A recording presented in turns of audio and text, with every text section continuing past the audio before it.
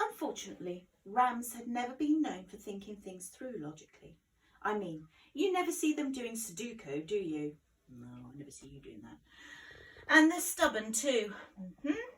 As Alex knew only too well, once Aries made up his mind about something, his determination was like a boulder rolling down a mountainside. Yep, it flattened everything in its path. "Excuse me," said a small voice. Alex looked down to see the skull on one foot, prodding his sandal with a big toe bone. "But wouldn't it be dangerous for Aries to go to Earth?" "Well, of course it'd be dangerous, you numbskull," said Aries before Alex could reply. He drummed the stone path with his hooves.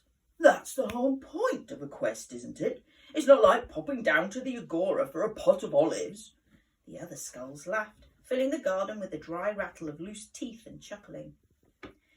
"Ancient Greece was dangerous enough," said the four-armed skull, jabbing his swords into the air. "But I've heard there are hundreds of countries up there now." "And chariots without horses that belch out smoke," added the skull on shoulder bones. "Says who?" sniped Aries. "The oracles," replied the skull. "They've seen other things too. Buildings as tall as the sky, metal ships that fly through clouds, and—" "Oracles, boomed Aries. "I'm the one who's going, so you lot can just hold on to your clackers." Okay.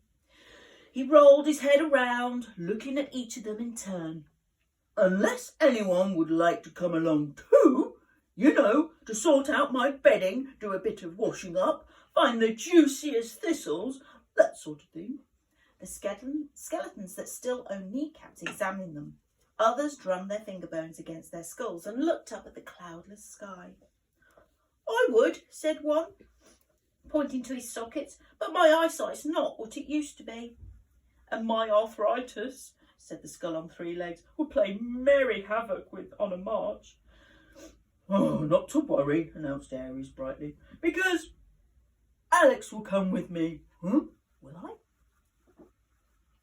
Alex stared, speechless, as Aries continued talking to the skulls.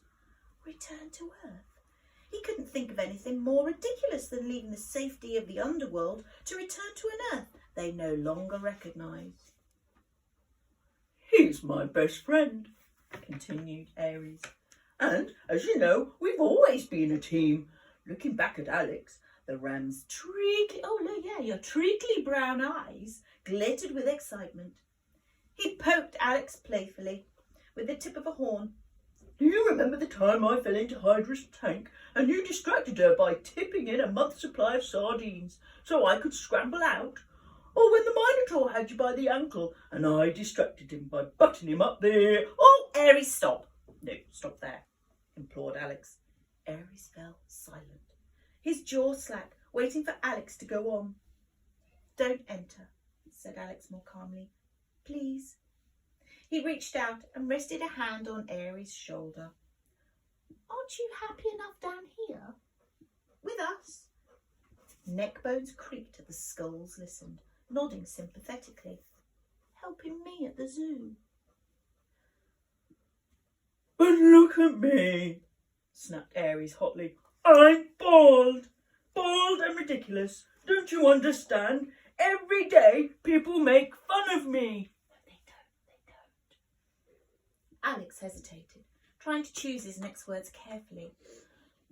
"But can't you see that entering tonight's race will only give them something else to laugh at?"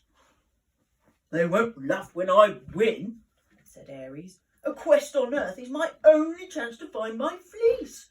I can't let it pass me by. Now, where were we? Yes. You were about to give me some tips on assault courses." "No, I wasn't," said Alex, "because I'm not going to help you make a fool of yourself." "But Alex," snorted Aries, "nothing is more important to me than going back for my fleece." "Nothing?" said Alex, aware of a sudden tightness behind his ribs. Aries thought hard for a moment. "No," he said, shaking his head. "Nothing at all. That's why I need your help." Alex watched the ram's eyes grow wider. Are they going wider? Oh, yes. Sparkling with excitement. "Oh, come come on, Alex. Don't you remember what your grandfather used to say? That thing about pots and people. That people were like pots, said Alex, thinking back to his grandfather carrying a tray of wet, freshly thrown clay pots across the studio in ancient Athens. He said that you couldn't tell how well they'd turn out until they'd been fired in the kiln.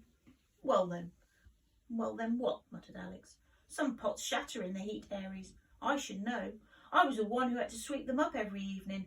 Sometimes it's better not to go near the fire. Well, that's the spirit, I must say, huffed Aries. Thank you very much. Around the garden, the schools looked round at each other, their sockets gaping in shock.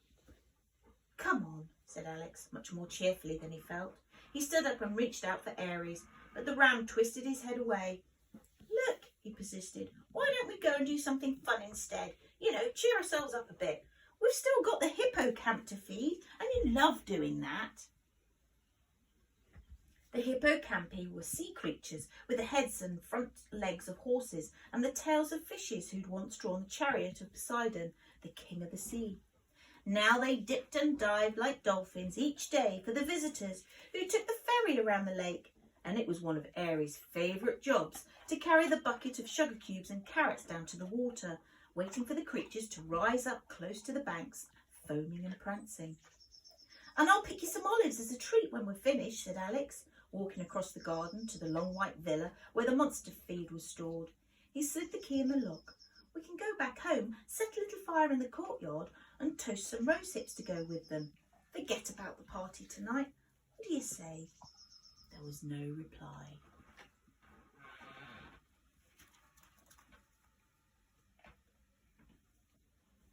Huh? Oh. Aries? Alice looked back over his shoulder to see the ram standing on the same pot, staring gloomily at the ground. I'm afraid you'll have to manage by yourself today, said Aries. He turned and began clopping back again along the path, his hoofballs slow and heavy. Pausing at the corner of the tropical house, he looked back, his eyes dull with disappointment. At least the Argonauts stood by Jason, he said, sniffing loudly. I'm sorry it's come to this.